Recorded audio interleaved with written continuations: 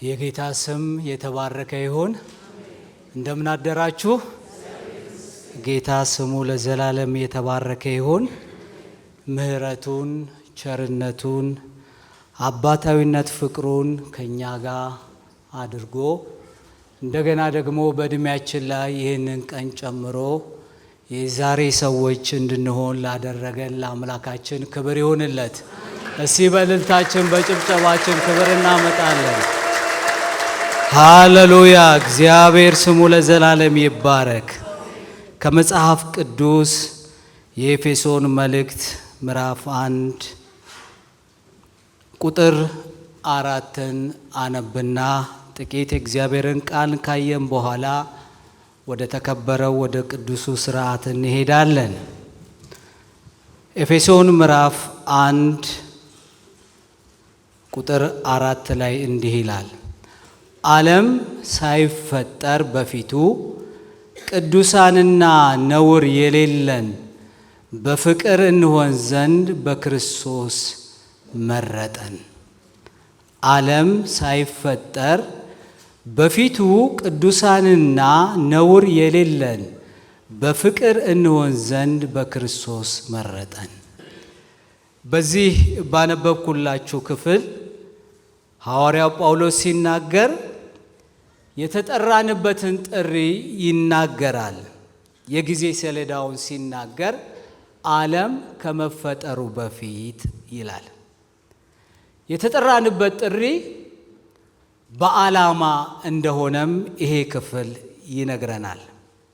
ወገኖች ሆይ እኛ በእግዚአብሔር መንፈስ ሕግ እንድንኖር በሕይወት እንድንመላለስ እርሱን በእውነትና በመንፈስ ልናመልከው የተጠራን አባታችን ብለን ልንጠራው ጥሪ የተሰጠን ድንቅ ሕዝቦች ነን። ስለ ራሳችን ያለን እይታና አመለካከት መጽሐፍ ቅዱስ እንደሚለን ሊሆን ይገባናል። ጥሪያችን የከበረ ጥሪ ነው። እግዚአብሔር ስሙ ለዘላለም ይባረክ። ምንም በመከራ ውስጥ ብናልፍ፣ በሚያስጨንቅና ብዙ ተግዳሮት በሞላበት ዓለም ውስጥ ብንሆን የተጠራንበት ጥሪ ድንቅ ጥሪ ነው። ሐዋርያው በዚህ ክፍል ምንድን ነው የሚለው? ዓለም ሳይፈጠር በፊት ቅዱሳንና ነውር የሌለን በፍቅር እንሆን ዘንድ ነው። ጥሪያችን በፍቅር የመኖር ጥሪ ነው። ወንድሞቼና እህቶቼ እናስተውል። እኛ የተጠራንበት ጥሪ እንዴት ድንቅ፣ እንዴት ውብ፣ በምንም ሊተመን በምንም ሊስተካከል ሊወዳደር የማይችል ታላቅ ጥሪ ነው። እግዚአብሔር ስሙ ለዘላለም ይባረክ። ሐዋርያው እንደሚነግረን ምንድን ነው የሚለው? በቅድስናና ያለ ነውር እንድንኖር ይልቁኑ ደግሞ በፍቅር እንድንኖር የተጠራን ድንቅ ሕዝቦች ነን። ወገኖች ወይ ጌታ የሞተልን ለዚህ እውነት ነው። የሞተልንን ጌታ ደስ ለማሰኘት ከኔና ከናንተ የሚፈለገውና የሚጠበቀው ነገር ምንድን ነው ተብሎ ቢባል በፍቅር መኖር። አያችሁ፣ ዓለም ሳይፈጠር በፊት እኛን ያሰበን፣ እኛን የመረጠን፣ እኛ የሱ ወዳጅ እንድንሆን፣ የሱ ተከታይ እንድንሆን፣ የሱ ልጆች እንድንሆን፣ የሱ አገልጋዮች እንድንሆን የጠራበት ምክንያት ዓላማው በፍቅር እንድንኖር ነው። የፍቅር ሰዎች እንድንሆን ነው። ወንድሞቼና እህቶቼ ፍቅር ከወዴት? ጥሪያችን ይሄ ነው። በፊቱ ቅዱስና ያለ ነውር የሆነ ኑሮ እየኖርን የፍቅር ሰዎች እንድንሆን ነው። ከጌታ የተገኘው ፍቅር ዘላቂና የማይወድቅ ሲሆን በዚህ ሕይወት የመኖር የኔና የእናንተ ድርሻ መሆኑን ልብ ልንል ይገባናል። ዓላማው ይሄ ነው። ጌታን እኛን ያዳነበት በፍቅር እንሆን ዘንድ ነው። መጽሐፍ ቅዱሳችን ላይ ሁላችንም እንደምናውቀው የፍቅር ቃል የተጠቀሰበት አንደኛ ቆሮንቶስ ምዕራፍ 13 ላይ ፍቅር ከሌለኝ ከንቱ ነኝ ይላል። ፍቅር ከሌለኝ ከንቱ ነኝ። ያለ ፍቅር ሁሉ ነገር ከንቱ ነው። መጽሐፉ እንደሚናገረው ምንም መንፈሳዊ ሰዎች ብንሆን፣ የጸጋ ስጦታዎች ቢኖሩን፣ ታላላቅ ነገሮች በሕይወታችን ቢከናወኑ ያለ ፍቅር ከሆነ ከንቱ የከንቱ ከንቱ ነን ይላል። ዛሬ እንደምታዩት ጭጋጉ ከማለዳ ጀምሮ ዝናቡ እጅግ አስቸጋሪ ነው። ነገር ግን ሁላችንም መጥተናል። ይህ የመምጣት ዓላማችን ምንድን ነው? ለጌታ ያለን ፍቅር ነው? ጌታን ወደን እሱን ለማየት ነው? ይቅርታ አድርጉልኝና ወይስ እዚህ የሚደረገው ዝማሬ ብቻ የሚሰበከው ስብከት ማርኮን ወይም የምናደርገው ስርዓት ከፍ አድርገን ነው? ወይስ ዋናው የተጠራንበት ዓላማ የጌታ ፍቅር ግድ ብሎን ነው? ይሄን እያንዳንዳችን በራሳችን ሕይወት ልንፈትሽ ይገባናል። ያለ ፍቅር የምናደርገው ማንኛውም መስዋዕትነት ወገኖች ወይ ከንቱ ነው፣ ከንቱ ነው። መጽሐፉ ሲናገር የሚበድሉንን ብንታገስ፣ በብዙ መከራ ብናልፍ ብንታገስ፣ ያለ ፍቅር ከሆነ ግን ከንቱ ነው። አንዳንድ ጊዜ ትዕግስታችን በምክንያት ሊሆን ይችላል። የበደሉንን ስንታገስ ምናልባት የሚመጣው ምላሽ ፈርተን ሊሆን ይችላል። ይሄ ከሆነ ከንቱ ነው ትዕግስታችን። ከፍቅር ከሆነ ግን እግዚአብሔር የጠራን አምላካችን እንዴት እኔና እናንተን ደስ ይሰኝብናል።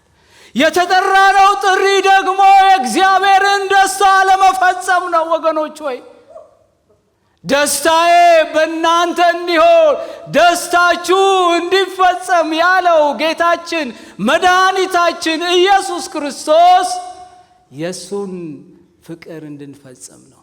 ማንን እናፍቅር?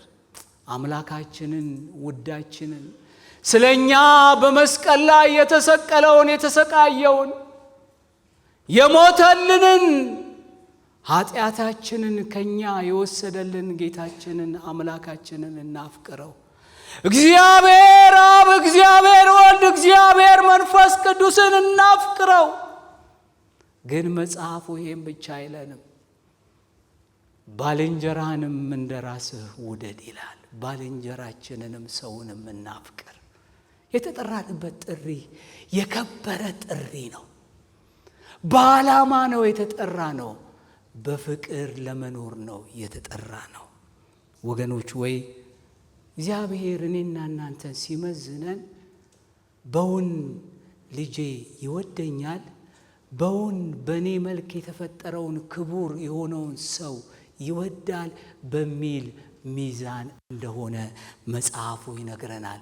ምክንያቱም ዓለም ሳይፈጠር በፊት በቅድስና ያለ ነውር እየሆንን በፍቅር እንድንኖር ነው የተጠራ ነው። በፍቅር እንድንኖር ነው። ወንድሞቼና እህቶቼ ፍቅር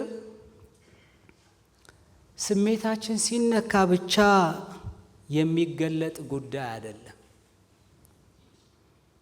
ጌታችን ኢየሱስ ክርስቶስ እኛን የወደደበት ፍቅር እስከ መስቀል ድረስ በመሄድ ነው። አንዳንድ ጊዜ ስሜት ያለ ቦታው ይሆናል። ስሜታችን ሲያይል እንወዳለን እንላለን። ነገር ግን የተለያየ ጉሰማ ሲገጥመን እንደረሳን እንደተወን ፍቅሩ እንደጎደለ የምንቆጠር ከሆነና ፍቅራችን ድብዝዝ ካለ ምንኛ ጌታ ያዝናል። እግዚአብሔር ከዚህ ይጠብቀን። በፍቅር እንድንኖር የተጠራን ውብና ድንቅ ሕዝቦች ነን እኔና እናንተ። እስቲ ክብር እናምጣ ስለዚህ ስለ ታላቅ ጥሪ። እግዚአብሔር ስሙ ለዘላለም የተባረከ ይሁን። ሐዋርያው ጳውሎስ ሲናገር ነገር ግን እግዚአብሔር በምሕረቱ ባለጠጋ ስለሆነ ከወደደን ከታላቅ ፍቅሩ የተነሳ በበደላችን ሙታን ሳለን ከክርስቶስ ጋር ሕያዋን አደረገን ይላል። አያችሁ፣ እግዚአብሔር እኔና እናንተን ሲጠራን ምንም ተገኝቶብን አይደለም። ዓለም ሳይፈጠር በፊት ሳንጸነስ ሳንታሰብ እግዚአብሔር አስቀድሞ እኔና እናንተን የመረጠን እኛ የተለየን ሆነን እኮ አይደለም። ከወደደን ከትልቅ ፍቅሩ የተነሳ ነው።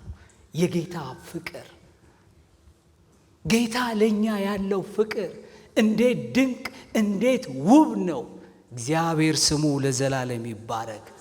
ሐዋርያው እንደገና በሮሜ 5:8 ላይ ሲናገር እግዚአብሔር ግን እኛ ኃጢአተኞች ሳለን ክርስቶስ ስለ እኛ በሞቱ ለእኛ ያለውን ፍቅር አሳየን ይላል።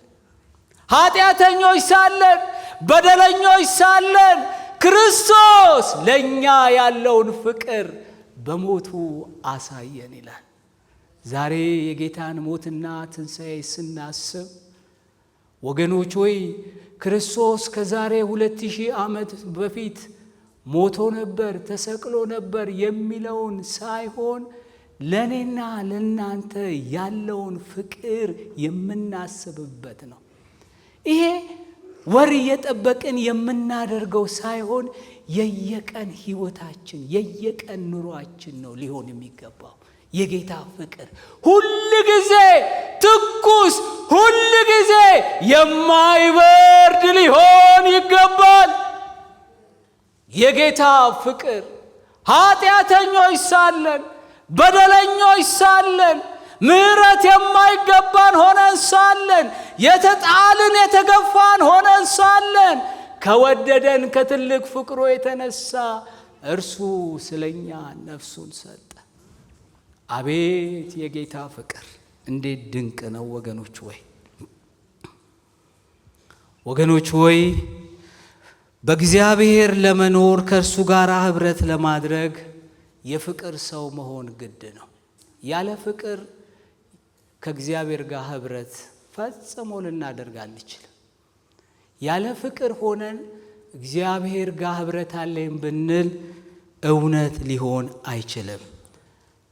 ሐዋርያው ዮሐንስ ሲናገር እንዲህ ይላል በምዕራፍ 4:16 ላይ እኛም እግዚአብሔር ለኛ ያለውን ፍቅር አውቀናል፣ አምነንማል። እግዚአብሔር ፍቅር ነው። በፍቅር የሚኖር በእግዚአብሔር ይኖራል፣ እግዚአብሔርም በእርሱ ይኖራል ይላል። አያችሁ፣ የኛና የጌታችን የመድኃኒታችን ትስስር በፍቅር ነው። ፍቅር በቃላት ገልጸን ልንጨርሰው የማንችለው ምንም ከፍታው፣ ጥልቀቱ፣ ስፋቱ ወደ ታች ብንወርድ ልንደርስበት የማንችል የጌታ ፍቅር ድንቅ ነው፣ ውብ ነው። ነገር ግን እኔና እናንተም እሱን ልንወደው ይገባል፣ እሱን ልናፈቅረው ይገባል።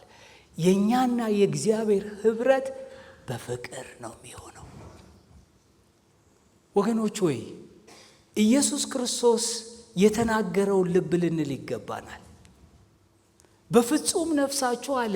የብሉይ ኪዳንን ጥቅስ ጠቅሶ በፍጹም ነፍሳችሁ፣ በፍጹም ኃይላችሁ፣ በፍጹም ሐሳባችሁ እግዚአብሔርን ውደዱ እንደተባለ ታውቃላችሁ። እኔ ግን እላለሁ ባልንጀራችሁንም ምን በሉ? ውደዱ። አያችሁ፣ ጌታን ብቻ ወዳለሁ ብንል በእግዚአብሔር አምሳል የተፈጠረውን ክቡር የሆነውን ሰው የማንወድ ከሆነ እግዚአብሔርንም ልንወድ አንችልም። ቅዱስ ቃሉ ነው የሚለው። ስለዚህ ከጌታ ጋር የሚኖረን ህብረት በፍቅር ነው። ያለ ፍቅር ከእግዚአብሔር ጋር መኖር አይቻልም።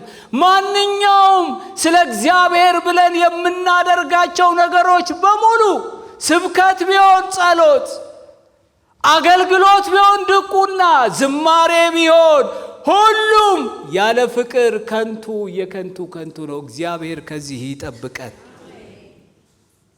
በፍቅር እንድንኖር የፍቅር ሰዎች እንድንሆን ጥሪ የደረሰናል።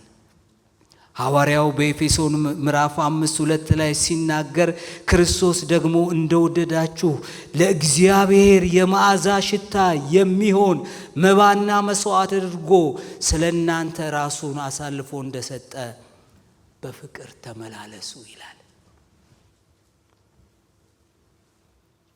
እሱ ስለኛ መስዋዕት የሆነበት ዋናው ዓላማ በፍቅር እንድንወጣ እንድንገባ ነው።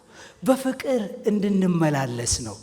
ሐዋርያው እንደገና በቆላስይስ 3:14 ላይ ሲናገር የፍጻሜ ማሰሪያ የሆነውን ፍቅርን ልበሱት ይላል። አያችሁ፣ ክርስትና ያለ ፍቅር በፍጹም ሊሆን አይችልም። በፍጹም ክርስቲያን ነኝ ማለት አይቻልም ያለ ፍቅር ሆኖ። ክርስትና መለኪያው ፍቅርና ፍቅር ነው። አዎ ክርስትና በእምነት ተጀምሯል። ኢየሱስ ክርስቶስ ስለ እኔ ኃጢአት ሞቷል፣ ወደ መቃብር ወርዷል፣ እንደገናም ከመቃብር ተነስቷል፣ እንደገናም ወደ ሰማይ አርጎ በአባቱ ቀኝ ተቀምጧል ብለን ጌታን አምነን ተቀብለን የእግዚአብሔር የልጅነት ስልጣን አግኝተናል። ክርስቲያን እንድንሆን የክርስቲያን ተከታይ እንድንሆን ሆነናል። ነገር ግን ክርስትና የሚኖረው በፍቅር ነው። ያለ ፍቅር በፍጹም ሊሆን አይችልም። በፍቅር ነው የሚኖረው። እግዚአብሔር የፍቅር ሰዎች ያድርገን። የሞተልንን ጌታ ከልብ የምንወድ፣ ባልንጀራችንን እንደ ራስ የምንወድ፣ እንደገናም ደግሞ ፍቅርን ሊያጣፍጥና ሊያዳብር እውነተኛ ፍቅር ከኛ እንዲወጣ የሚያደርግ ነገር ምንድነው ብንል ይቅርታ ነው። አያችሁ፣ በመስቀል ላይ ኢየሱስ ክርስቶስ ያን ስቃይ እያየ የሰቀሉትን ሰዎች የሚያደርጉትን አያውቁምና ይቅር በላቸው አለ። አያችሁ፣ ፍቅር እንዲህ ነው። እስጢፋኖስም ይሄንን ነው ያለው። በድንጋይ እየወገሩት የሚያረጉትን አያውቁምና ይቅር በላቸው አለ። ሰማይ የተከፈተው የዚህን ጊዜ ነው። ወገኖች ሆይ ፍቅር ያለ ይቅርታ አይሆንም። ስለዚህ የይቅርታ ሰዎች ልንሆን ይገባናል። ምክንያቱም እኛ ይቅር የተባልን ሰዎች ስለሆነ። ይቅር ተብለን ብቻ እኮ አይደለም የቆየው፣ የየዕለት ኑሯችን በይቅርታ የተሸፈነ ነው እንጂ እኛ፣ እኔ፣ እናንተ እስኪ እንመዝነው አካሄዳችንን። ግን የእግዚአብሔር ፍቅር በይቅርታ ስለተሞላ ይቅር ባይ ጌታ ስላለን በምሕረቱ ስለደገፈን በቤቱ አለን። እግዚአብሔር ስሙ ለዘላለም ይባረክ። እስቲ እልልታችን፣ ጭብጨባችን ሃሌሉያ፣ አሜን፣ ሃሌሉያ፣ አሜን፣ ሃሌሉያ። ወገኖች ሆይ እኛ ይቅር የተባልን የይቅርታ ሰዎች ልንሆን ይገባናል። አምላካችንን ከልብ ልንወድ ይገባናል። በእግዚአብሔር መልክ የተፈጠረውን ክቡር ሰው ልንወድ ይገባናል። ይቅር የምንል የይቅርታ ሰዎችም ልንሆን ይገባናል። ፍቅር በየዕለቱ ለእግዚአብሔርና ለሰው የምናሳየው ነው። በጸሎታችን ቢሆን በተግባራችን እንቅስቃሴ ለሌሎች ሰዎች በምንጸልየው ጸሎት በፍቅር ካልተሞላ እንዲሁ የጸሎት ወገኖች ወይ ግብር ማሟላት ብቻ ነው የሚሆነው። መርሃ ግብር ማሟላት ብቻ ነው የሚሆነው። ጸሎት ያለ ፍቅር የጸሎት መርሃ ግብር ማሟላት ነው። ቂም ይዞ ምንድን ነው የሚባለው? ጸሎት ከዛስ እንደሱ ነው የሚሆነው። አያችሁ ወገኖች ወይ የትኛውም የጸሎት ህይወት ቢኖረን መርሃ ግብሩን እናከናውናለን እንጂ ያለ ፍቅር ሐዋርያው ጳውሎስ እንደተናገረው ከንቱ የከንቱ ከንቱ ነው። ስጦታ ብናመጣ ሰዎችን ከወደቁበት ብናነሳ ያለ ፍቅር ሁሉ ከንቱ የከንቱ ነው። እግዚአብሔር ከዚህ ይጠብቀን። የፍቅር መንፈስ ዛሬ የጌታችንን የመድኃኒታችንን የኢየሱስ ክርስቶስ ሞትና ትንሣኤ ስናስብ እግዚአብሔር አብ አባት ሆይ በፍቅር መንፈስ ይህንን ጉባኤ እንድትሞላ እኔ ጸልያለሁ። የፍቅር መንፈስ በዚህ ጉባኤ ላይ ይፍሰስ። ኦ ጌታ ሆይ ወገኖች ሆይ በእምነት በኩል ያገኘነው ህይወት እንድንኖር እውነተኛ ክርስቲያን ለመሆን ፍቅር ወሳኝ ነገር ነው። ሐዋርያው ዮሐንስ በአንደኛ ዮሐንስ ምዕራፍ 4:18 ላይ ሲናገር ፍጹም ፍቅር ፍርሃትን ያስወግዳል ይላል። ጳውሎስ ለዚህ ነው ከክርስቶስ ፍቅር ማን ይለየኛል አለ። መከራ ወይስ ጭንቀት፣ ስደት ወይስ ረሃብ ወይስ ራቁትነት ወይስ አደጋ ወይስ ሰይፍ ከክርስቶስ ፍቅር ማን ይለየኛል? ምንም አይነት ከጌታዬ ፍቅር ሊለየኝ አይችልም ማለት። ፍቅራችን ለጌታ ያለን ፍቅር በምንድን ነው የሚለካው? በምንድን ነው የምንመዝነው? በምንድን ነው የምንለካው? በማግኘትና በማጣት፣ በመገፋትና በመጠላት ወይስ በምን? ጳውሎስ ያለፈበት በህይወቱ እንዴት የሚዘገንን ነገር ነው። ግን ከጌታዬ ፍቅር የሚለየኝ ምንድን ነው አለ። ያለ ፍርሃት ተዘልዬ እቀመጣለሁ፣ ምክንያቱም የወደድኩትን አውቃለሁ። የማፈቅረውን ጌታዬን ያፈቀረኝን ጌታዬን አውቀዋለሁ። ከዙ ፍቅር የሚለየኝ ምንም ነገር የለም ብሎ ይናገራል። ወገኖች ወይ ፍጹም ፍርሃትን አውጥቶ የሚጥለው ለጌታ ያለን ፍቅር ነው። ዛሬ በምድራችን ላይ የሚያስፈራ በጣም ብዙ ነገር አለ። ምንም ማያስፈራ ነገር አለ። ምንም ማያስፈራ ነገር አለ። የጌታ ፍቅር በእኛ ውስጥ ካለ ግን ተዘልለን እንቀመጣለን። የጌታ ፍቅር ይብዛለን። ፍርሃትን አውጥቶ የሚጥል ለጌታ ያለን ፍቅር ነው። ምክንያቱም የሱ ፍቅር የማይለወጥ ስለሆነ በፍቅሩ ስለሚደግፈን። ወገኖች ሆይ ብዙ ነገር ይለወጣል፣ ይለዋወጣል። ሰው ይለወጣል። ጉዝ የሆነው ዓለም ይለወጣል። ሕይወት ያለው ዓለም ይለወጣል። የማይለወጥና የማይለዋወጥ የጌታ ፍቅር ብቻ ነው። ሁሉ ተለዋዋጭ ነው። ሁሉ ተለዋዋጭ ነው ወገኖች ሆይ የማይለወጠው የጌታ ፍቅር ብቻ ነው። ጸንቶ የሚኖረው የጌታ ፍቅር ነው። በዚህ ፍቅር ለመኖር ተጠርተናል።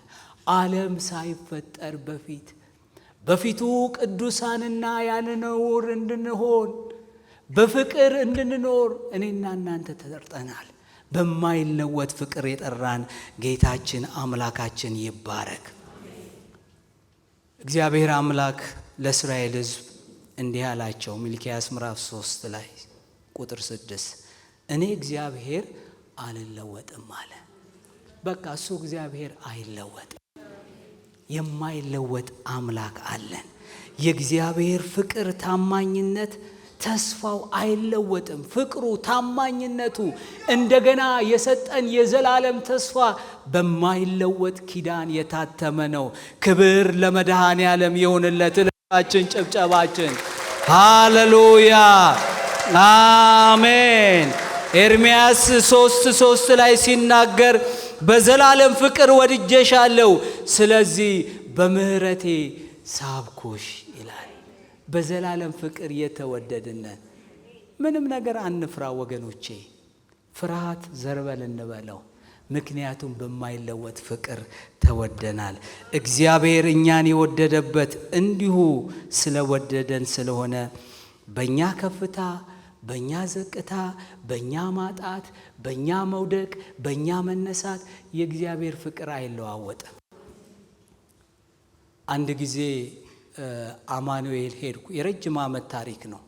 በጣም ከ20 ዓመት በላይ የሆነ ታሪክ ነው። አንድ አማኝ ታማ ላስታመም ይዤ ሄድኩ ከናዝሬት እዛ እና ለመጀመሪያ ጊዜ ነው የገባሁት። ብዙ ዝማሬ ይዘመራል እዛ፣ ብዙ ዝማሬ ይዘመራል። ግራ ገባኝ። የሚዘምሩ ህመምተኛ፣ የአእምሮ ህመምተኞች ብዙ ይዘምራሉ። በጣም ግራ ተጋብቼ ነው የወጣሁት። በኋላ ላይ ግን ሳስተውል አንዳንዴ ገብቷቸዋል፣ ጸጸት በጣም ይጎዳናል። እኛ ፍጹማን አይደለንም። ወደ ፍጹም ሙላት ደርሰን ልንሞላ የተጠራን ዘንድ ነን። ወገኖቹ የእግዚአብሔር ፍቅር መቼውም አይለወጥም። በክርስትና ሕይወት መውደቅ መነሳት አለ። ነገር ግን የጌታ ፍቅር በእኛ ውስጥ ካለ ብንወድቅ ከውድቀታችን የሚያነሳ እግዚአብሔር የሰጠን ንስሐ የሚባል አለ። እግዚአብሔር ስሙ ይባረክ። የጌታ ፍቅር መቼውም አይለወጥም፣ መቼውም አይለወጥም። በጌታ ፍቅር እንድንኖር እግዚአብሔር ይርዳን። እርሱ ፍቅር ነው። ጌታ ስሙ ለዘላለም ይባረክ። ክብር እናመጣለን ለጌታ። ሃሌሉያ አሜን።